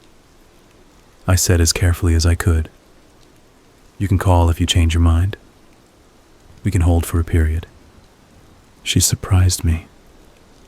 She said, "No. If I call, tell me you don't have it." "You want me to lie?" I said. "No," she said. "I want a door to close even if it's a blank wall you paint like a door. Do you understand?" I said I did. Maybe I did. Maybe I didn't. She left. I did the paperwork. I called the doctor's office to get the causes of death squared away because the form had pending. The nurse put me on hold and came back and said the doctor would sign. She sounded like a person signing packages at the door. It's not their fault. Death comes into their day like a sales rep. I scheduled his cremation for Friday. I wanted to do it that day, be done, but there were already 2 more on the docket. The cooler hummed. I checked the mark on his neck one more time before closing the lid for the last time. The letters looked darker. No, not darker. Sharper, like a bruise deciding on its final shape. I leaned in until my face shield fogged. The code was the same as the sticky on my desk. I don't know why that made something in my chest feel like it was thawing. I replaced the cover. That night I dreamed like I was sorting a drawer that never emptied. I woke up tired and with the sour taste you get when you know you owe somebody a call. I went in early and started the retort. I brought the first case in. I checked the pacemaker warning. I ran the cycle. The screen told me time, temperature, state. I swept with calm hands. I do this with the calm of a person counting inventory. I did the second. I processed. I labeled. I put the containers on the shelf with the others. When I got to the man in the chapel, I wheeled him in. I scanned the tag. I looked at the name like it belonged to a man in a line instead of a person with a daughter who washed her hair in our bathroom sink because she didn't want to go back to a hotel room yet. The door to the retort is heavy. It closes like the garage door of a fire station. You feel when it seals. I pushed the cart. The table arm lifted and slid him in. When heat starts, there's a rush that sounds like a faraway train. Then it's just a dull roar like a storm heard through 2 walls. I stayed like I always do until the temperature stabilized. I went to the work sink to wash my hands, which had no reason to be dirty. I looked up at the small window set high in the wall, because sometimes a bird sits there and watches, and it feels like somebody's keeping an eye on me. No bird today, just a square of gray. You know how ovens have a smell that lingers after you bake bread? Retorts have a smell too that never really leaves, even with the fans. It's not what you think. It's like hot metal and long burnt dust. You smell it even when you step into the parking lot. The town is on the other side of a hedgerow, and sometimes the bakery smell mixes with ours, and it makes you feel like you've got your senses swapped. When the cycle ended, I did what I always do. I cooled, I swept, I kept the tag close.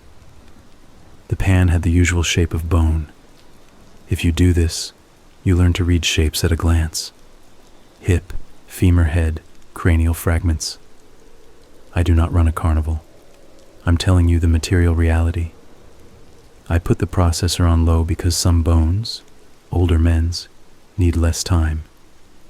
In the bottom of the pan, caught in a fold, was a piece of something that wasn't bone. I picked it up with tongs and set it on a white cloth. It looked like charred plastic, thin and curved. Protective eye cap? Maybe. They melt. But this was flatter, stamped. I wiped it with a cloth. The heat had softened it enough to blur edges, but the center still held a little raised line. Letters. The same kind of letters that had been under his skin. They had changed in the heat into a curve, like they belonged on something round. We remove medical devices. We check for pacemakers. We do not pull out arbitrary pieces of plastic. This wasn't an implant. It had been placed in a way I couldn't call an accident. You don't put a disc under skin unless you want it to be there after someone like me has done everything I can. I put the piece in a small plastic evidence bag we keep for rings and watches. I wrote the case number. I placed it on the shelf away from the ashes. I finished processing. I sealed the temporary container. The disc with the case number clinked on the plastic like a coin in a jar. I put the bag with the melted disc in my pocket. When you have something in your pocket you shouldn't, it sings against your leg every time you take a step. I went into the office. The door was open. Mr. Hart was standing like he'd been waiting to time his words with my breathing. He looked at my pocket. "You're carrying something," he said. "Yes," I said. I put the bag on the desk. He looked at it like it was a photograph. He didn't touch it. "I think someone put tags under the skin," I said. "I think somebody wanted to make sure certain cases could be picked out later." "By who?" he asked. "By whoever comes with the wrong kind of paperwork." "And what happens after they pick them out?" "You want me to guess?" "I want to hear someone else say it so I don't only hear my own voice." "They move the ashes," I said. "They take them, or they switch them, or they sell them, or they bury them in a field where nobody will step and nobody will remember." We both went quiet. The air conditioner clicked on and blew air from a vent that needed dusting and moved the paper on the desk an inch like it was being read by something that didn't know how to turn a page. "I think you need to call somebody," I said. "Not the man with the suit. Not a friend. Somebody who files things in a way that makes other people answer yes or no." "I'm tired," he said. "I know," I said. "I'm just the one who will be here when they come." He nodded. He looked old for the first time. Not in the way a man gets old, but in the way a building's paint chips, and somebody says, "We're not fixing that, are we?" We called the county. The woman who answered sounded like she had her coat on and one foot out the door. Then I said the words, "suspected tampering," and the voice changed from coat on to chair down. She asked me to say it again without adjectives. I said it again. She asked for the case number, the name, the time. She asked if we had video. We do. It's mostly to check whether we left the door unlocked again. I told her yes. She asked us not to touch anything else. That night the building looked like a late-night news clip. 2 cars, 2 people with badges, one guy who looked like he was the one who stays quiet and writes down everybody's time of arrival. They didn't make big noises. They asked for the ledger. They asked for the bag. They looked at the retort like it was a thing that might answer a question. They didn't look at me like a suspect or like a saint. They looked at me like another machine in the room that could tell them a readout. I told them everything I've told you. I kept it plain. When I got to the part about the mark on the neck, the quiet guy asked if I'd seen it during embalming. I said yes. He asked if I took a photo. I said no. He didn't scold me. He just wrote it down like a part of a recipe that failed. One of the badges, a woman with serious hair and a gentler voice than I would have given her, asked me a question no one's asked me in all the years I've done this. She said, "Do you think you can tell the difference between a body that's been handled by someone like you and a body that's been handled by someone who thinks they're like you?" "Yes," I said, without knowing if it was true. But my hands knew. I can feel when a suture was done in a hurry, when a trocar was used like a spear and not a tool, when a man with a needle injector went through the maxilla too deep and didn't notice. They took the bag with the melted disc. They took the ledger. They said they'd be in touch. They were careful with their words because you can't accuse a little funeral home of being a hub for something until you know what that something is. They were gone in under an hour. We were left with the humming building and the soft carpet and the phone that would ring the next morning because somebody's aunt had just died and the world didn't care about our drama. After they left, I went to the cooler. The shelf where we put completed cases had 3 boxes. Their labels were neat. Their weight was what it should be. The box with the wrong Mara was gone.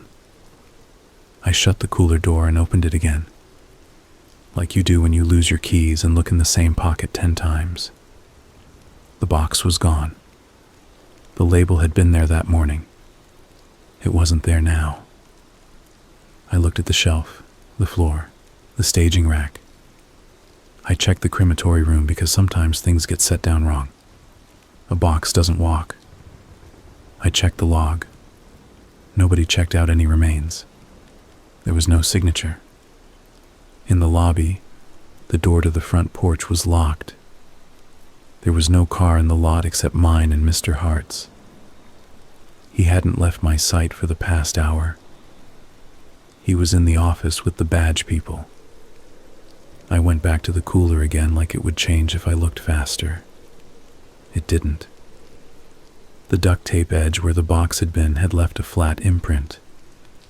If you kept dust the way museum people keep dust, you could prove a box had once existed.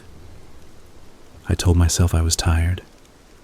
I told myself I had mixed up shelves. I told myself maybe I had actually thrown it away. I know what you're thinking. Call the badges back. Tell them. I thought it too.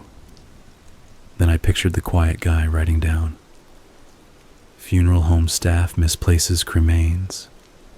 That's a headline I didn't want, even if it was temporary, even if they showed up later.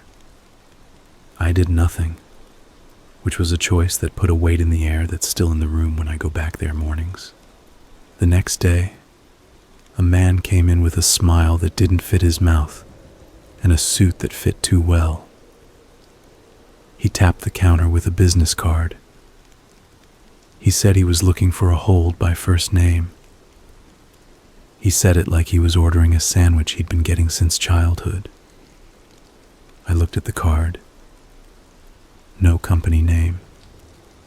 Just his name and a phone number and a watermark that made the paper feel expensive and greasy at the same time. I asked for last name. He said he wasn't authorized to give that. I said then I wasn't authorized to look anything up. He said he'd filed papers. I said with who? He said with someone whose name he didn't have to tell me. I told him to have a seat, and I went back to the office. Mr. Hart was on the phone with a florist about lilies. I took the handset and pressed my palm over the mouthpiece and said, "He's here." Mr. Hart looked at the counter through the half-open blinds like he was watching a stray dog on the porch. He hung up. He walked out with me. He greeted the man like a host. He said, "We don't release anything without signatures I recognize." The man with the suit didn't argue. He smiled and said he'd be back and left the card on the desk like a piece of gum. The number printed on it seemed like the kind that would ring and then give you a recording of a hotel in a different state. We watched him go. The bell on the door was too cheerful. "You should quit," Mr. Hart said, not looking at me. "You should tell me why you want me to," I said. "So you can sleep," he said. We didn't call the badges. It wasn't courage or cowardice. It was bone-deep fatigue mixed with the knowledge that people like the man with the suit do not put their names on forms. The county came again a week later with quieter shoes and harder eyes and asked for the retort logs. They asked for a list of holds in the cooler. I gave them the list. The Mara box was not on it, because I hadn't written it in after I found it, because it felt like writing down a lie. You want an ending. Here's the kind we get in real life. Mara picked up the temporary plastic container with her father's ashes. She didn't look inside. She pressed the lid with her thumb like she wanted to make sure it was on tight. She thanked me. She asked if we do scattering services. I said yes with advance arrangements. She said maybe later, and then left with the same steadiness she came in with. I put her signature on the form in a file. I filed the file. Weeks went by. The man with the suit didn't come back. The county didn't arrest anyone. The woman with the serious hair called once and asked without saying hello, "Did you ever see the mark before?" And I said no. And she said me neither. And then hung up like we had both told each other a secret. The cooler hums. The prep room faucet drips if you don't close it hard. The table has a nick in the edge where a gurney bumped it during a heavy transfer, and I haven't sanded it because I'm superstitious about changing the room after it gives me a thing it wants me to keep. I still check under the right side of the jaw when I wash a new arrival. Sometimes there's nothing. Sometimes there's a scar that could be anything. Sometimes, just sometimes, the light hits, and there's a faint line shaped like letters ready to come up if you give them time. When I see that, I take a cloth and I wipe like I would after shaving. And I tell the person on the table I'm going to do my best to keep them from being moved in ways they didn't ask for. I say it out loud because the room is too good at keeping quiet. I started writing down my own codes after that, but not in a secret book. I write them on the wall in my head, where I keep the names that should have had someone to stand up for them. I write the word no next to some, and the word still next to others. No, I won't hand over a box to a man without a last name. Still, I will keep checking the neck, because my hands remember what my eyes saw. You wanted a mortician story without the cheap stuff. No counting knocks, no haunted clocks. Here it is. The horror is not in the retort or the trocar, or the way a cooler fogs when you open it after someone's been in there a while. The horror is that someone learned how to pass through all our protocols like smoke through mesh, and the only defense left in the room was a man in a plastic apron deciding to put his palm on a box and say, no. Sometimes I hear voices in the building. They're not what you think. They're the old radio station coming through the wiring, or the florist talking to a delivery guy in the lobby, or Mr. Hart sighing when he gets a bill. When I'm here alone, I talk back to the building the way you talk to your car when it stalls at a light. Come on, I say when the compressor refuses to kick in. Just a minute more, I say when the aspirator spits and I need it to drain. I've got you, I say, to a man or a woman or a kid when the first shoulder resists the suit jacket and then slips in like it was made for it, and the body that was trouble all its life finally gives me one easy thing. One afternoon I went into the chapel, because the light through the frosted glass makes the room look cleaner than it is, and I needed that. There was a woman sitting in the back row with her hands folded. She wasn't there for anyone I knew. She wasn't crying. She was sitting like she was waiting for a bus. When I asked if I could help, she looked at me with the calm of someone who's been waiting for years and asked me if we kept things for long. I told her we keep them until someone tells us where they should go, or until we scatter as requested. She nodded. She said, "If you find a box with hold, no release, would you call me?" And slid a slip of paper across the seat cushion to me with a number and a name. It wasn't one of the names in the ledger. It wasn't Amara. It was a woman whose mouth had a scar at one corner like someone had aimed for silence and missed. I took the paper. I told her I would. She smiled like she knew I would before I said it. She left without making a sound. I put the paper in my pocket. It sang against my leg. I still have it in my locker. Maybe I won't ever use it. Maybe tomorrow I'll go to the cooler and there will be a box that wasn't there, sitting like a stray cat that found a way in. Maybe I'll go to the retort and there will be a piece of plastic that won't melt because somebody used a different material. I don't know. I do know this. Our dead need us to be boring and stubborn. They need us to check forms and spell names right and put discs where they go. They need us to say no to people who hate paperwork and yes to daughters who can only stand 5 minutes in a room with a table. They need us to notice when a mark shows up under the skin that shouldn't be there. They need us to tell the truth quietly, without the kind of flair people like in ghost stories. It's work. It's routine.